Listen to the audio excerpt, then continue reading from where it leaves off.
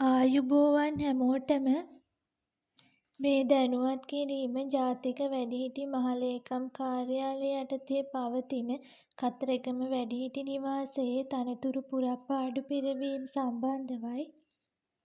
තනතුරු නාමය ස්ථාන නිලධාරී තනතුරු 1යි.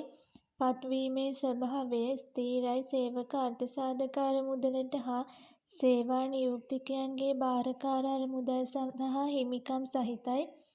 වයස් සීමාව වයස අවුරුදු 22කට නොඅඩු හා අවුරුදු 45ට නොවැඩි විය යුතුයි. අභ්‍යන්තර අයදුම්කරුවන් සඳහා උපරිම වයස් සීමාවක් අදාළ වෙන්නේ නැහැ. සුදුසුකම් බාහිර අයදුම්කරුවන් සඳහා විශ්වවිද්‍යාල ප්‍රතිපාදන කොමිසම් සභාව විසින් පිළිගත් සමාජ විද්‍යා, වාණිජ, ව්‍යාපාර කළමනාකරණය හෝ කලා උපාධියක් ලබා තිබීම.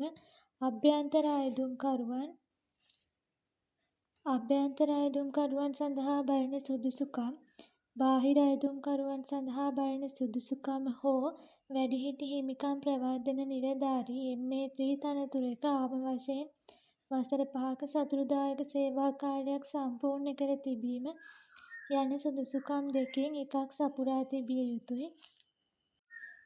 මීළඟ තනතුරු නාමය රියැදුරු තනතුරු 1යි. පත්වීමේ ස්වභාවය කොන්ත්‍රාත් පදනම සේවක අර්ථසාධක අරමුදලට හා සේවා නියෝක්තිකයන්ගේ භාරකාර අරමුදල සඳහා හිමිකම් සහිතයි. වයස් සීමාව වයස අවුරුදු 18ට නොඅඩු හා අවුරුදු 45ට නොවැඩි විය යුතුයි. සුදුසුකම් අධ්‍යාපන සුදුසුකම් අධ්‍යයන පොදු සහතික පත්‍ර සාමාන්‍ය පෙළ විභාගයේදී දෙවරකට නොවැඩි වාර ගණනක්දී යටත් පිරිසෙන් සම්මාන 2ක් සහිතව විෂයන් 6කින් සමත් වීම. ප්‍රවීණතා මෝටර් රථ ප්‍රවාහන කොමසාරිස් ජෙනරාල් විසින් නිකුත් කර බර වාහන පැදවීම සඳහා වූ මෝටර් රථ පැදවීමේ බලපත්‍රයක් ලබා තිබීම සහ රියැදුරු බලපත්‍රය ලැබීමෙන් පසු රිය පැදවීම සම්බන්ධයෙන් අවම වශයෙන් වසර 3ක පළපුරුද්දක් ලබා තිබීම යන සුදුසුකම් සපුරා තිබිය යුතුයි. මීළඟ තනතුර කාර්යාල සහායක තනතුරු 2යි. පත්වීමේ ස්වභාවය කොන්ත්‍රාත් පදනම සේවක අර්ථසාධක අරමුදල හා සේවා නියෝක්තිකයන්ගේ භාරකාර අරමුදල් සඳහා හිමිකම් සහිතයි. වයස් සීමාව වයස අවුරුදු 18ට නොඅඩු හා අවුරුදු 45ට නොවැඩි විය යුතුයි. සුදුසුකම් අධ්‍යයන පොදු සහතික පත්‍ර සාමාන්‍ය පෙළ විභාගයට පෙනී සිටීම ප්‍රමාණවත් වෙනවා.